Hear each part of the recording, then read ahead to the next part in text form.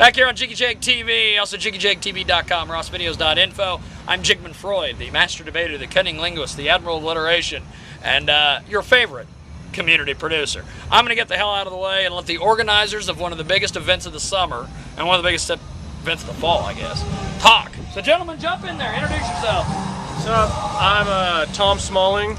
I do the talent production and scheduling for Wake the Dead Fest. I'm Ed, Special Ed. We work together, trying to put together a great event. It's called Wake the Dead Rock and Metal Festival.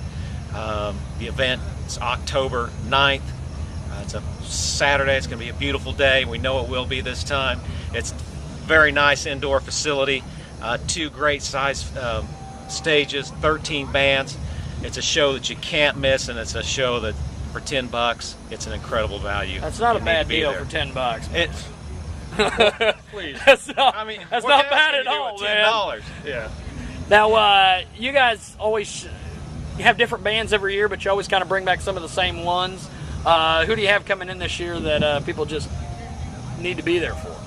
Well, of course, Beneath the Burning Sun. Beneath the Burning Sun. Of course, Beneath the Burning Sun. Of course, Beneath the Burning Sun. The Breakpoint Method, Ashamed, True Illusion, Librium. Our headliner is Vintage Burning. Left on Northwood. Very exciting band. They used to be PK 180 years ago. Yeah. Very exciting band. And Stellar Frequency. That's right. But by their powers combined, Left on Northwood. Is Perpetual Fist playing? Yes. Perpetual Fist will be playing. Get fisted. So good fisting. So will Primal Silence, a friend of Perpetual Fist. Librium, did we get Librium? Yeah, in there? Librium. Samuel Band will be on there. Samuel They're Band. starting to become pretty regional out of Hutch. Cool. Playing Midwest Rock Fest. Ashamed's playing Midwest Rock Fest too, and then they're going to come play Wake My the Dead brother-in-law Sam and Bloodbone Dry playing this year. No, he is not. But John Woodson's Leg is. Great band, heavy metal. Do they still have their leg? They have their Yeah, leg. they That do. leg comes from, it's a long story, but that leg comes from my father.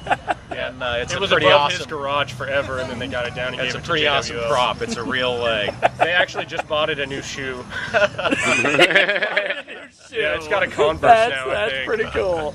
Now, how did this thing start up? Was it just you guys just wanted to throw a show, or how did this whole thing come together? Year one, we recorded Beneath the Burning Sun's EP, This Enemy Called Pride, and I wanted to do a big record release party, and all the venues that I normally call and book were already booked up and everything, so then I got this outdoor arena at the Kansas State Fairgrounds, and got it relatively cheap, and I said to myself, well, this is a big enough arena that if we're going to do this, we need to get a bunch of bands in here so we can get a bunch of people in here. So that's pretty much how year one happened, and then last year with year two, Ed helped take over a lot of the business and sponsorships, and we got Par Light and Sound to come in and built us a legitimate stage and had the whole thing going. Gary's got a huge fucking stage. Yeah. Yeah, it's a 40-foot wide stage, and it's a big sound system, and it's great lights, and he's also supplying an extra stage for the second stage. That's cool. So we'll have great sound and great lights and everything on both stages, and Mega Metal Magazine. You've got, run down your sponsors. For me. Mega Metal Magazine is sponsoring the number 2 stage. Yeah. 6 bands will be playing there. Yeah. And then 7 bands will be playing on the W downtown Hutchinson. It's a great restaurant dining experience. They have a great stage there for live music. It's They're kind of bringing like in what the Blue Goat is here. Yeah, they're bringing in but their big thing's country music. They're doing big all on country, sorts of freaking big on country comedy, and now because of the association with Wake the Dead, they're going to bring in some great rock and metal bands They're also. start branching out. Yeah, So. Hutchinson has a event called Hutchinson the Third finally Thursday. has a place for these guys to go again. Yes, it's great. That's a wonderful thing. Now, you guys always seem to do this bigger and better every year. We're trying. We're trying to make it bigger and better. This year, Vintage Burning, they're a great band. They've just been put together with Dirtbag Music. Yep. Seasons After was a Dirtbag Music band. They were our headliner last year. Made just a natural fit. Vintage Burning, they played here at the Goat once or twice. They're a great band. They're exciting. Female lead singer. They really put on a great show. Yeah, Amy scares the hell out of me. Amy's She could hurt you if, Yes. if you don't watch your mouth there, Jiggy. Now, you guys manage to put together this event every year. It's just a rocking and rolling thing. Why stay with the Kansas State Fair? Is it just a natural fit, or is it?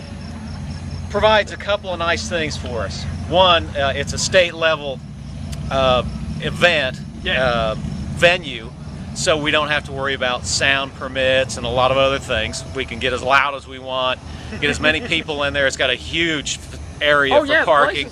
It's a huge place. It really makes it a nice open air event. It's a big arena. It's kind of an old barn type of situation, but it's really cool. It's a lot of fun. We've got some great vendors that come in, a guy that puts together some great food, and of course we've got beer, and we'll have a few other things that go along with it. Tom's got some great connections with the fire eaters, and we've got all kinds of fun little side acts that will be there. Very cool. People that light themselves on fire. Well, they swallow fire, man. Female sword swallowers or female fire eaters? Exactly.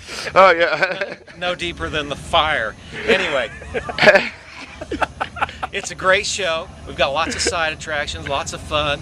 It's an all-age deal.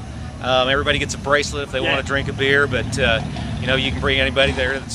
This is a place that a band can get all their 12 to 80-year-old fans in, get on a big stage, perform in front of all their friends, family, and any fan that could come around. It's a place that they can go to. They don't have to be, you know, showing their ID to get into just to get into the facility. So it's a nice venue. It's a great place for these Kansas bands that are trying. They're up and comers.